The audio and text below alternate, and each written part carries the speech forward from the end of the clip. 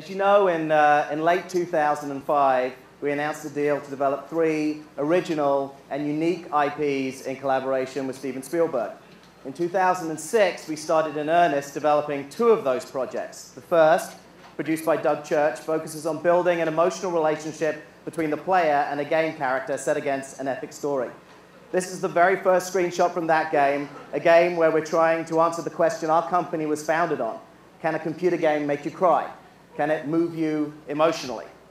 The second game came to fruition at last year's E3, where Steven had a chance to play Wii Sports Tennis with Mr. Miyamoto. And he was blown away with the visceral and tactile nature of the Wii's interface and came up with the idea of using it to reinvent one of the oldest toys, blocks, and to make that exclusively for the Wii. The game, produced by Lewis Castle, is at its heart simple, pure, addictive fun, and like much of Steven's work, is universally appealing. I'd like to give you a quick early preview of the project today, and to help me do that, I'm going to ask Amir Rahimi to come up on stage and walk us through a demo. Okay, so the game is based around a realistic physics model. Blocks are stacked in complex or simple structures. Amir can use the Wiimote to grab blocks inside the world. He can shoot, push, blow, or throw at the stack. For example, there he threw a bowling ball. All the blocks interact with one another through this physics model in a realistic way. Blocks also have gameplay properties. There's over 20 different block types to be featured in this game. For example, this structure here has a few of those types. A block that maybe disappears when you hit it.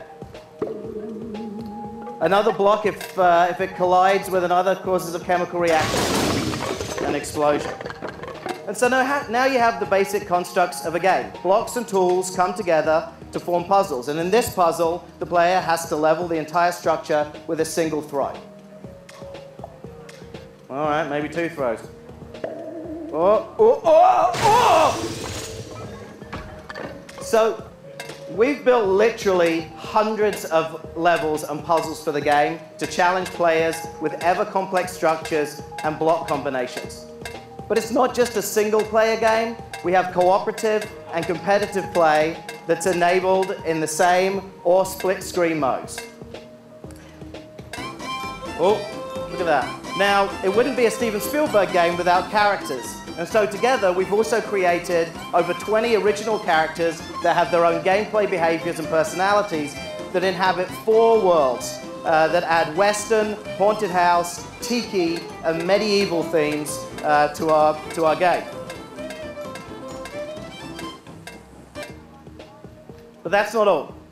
Where the game really comes alive is with the editor and with user-created content. All the stacks that you've seen today were created with the editor, and it allowed players to imagine an infinite number of new levels, single or multiplayer, with their own rules that can use all our blocks, all our tools, all our themes, all our characters. And as you can see, they can build some pretty complex levels. So I'll end today with one that a tester built in the editor that he likes to call Cow Trap. A Rube Goldberg machine that was created in the editor. It just shows you how much fun you can have creating things in this game. Oh. Ooh. Oh. Will that large chemical block land on those cows? Moo. Thanks, Amir. So that's it. We think that with Steven, we're creating some great products, and this first one, like many of Steven's films, we feel is universally appealing. Thank you very much. Thank you, Neil.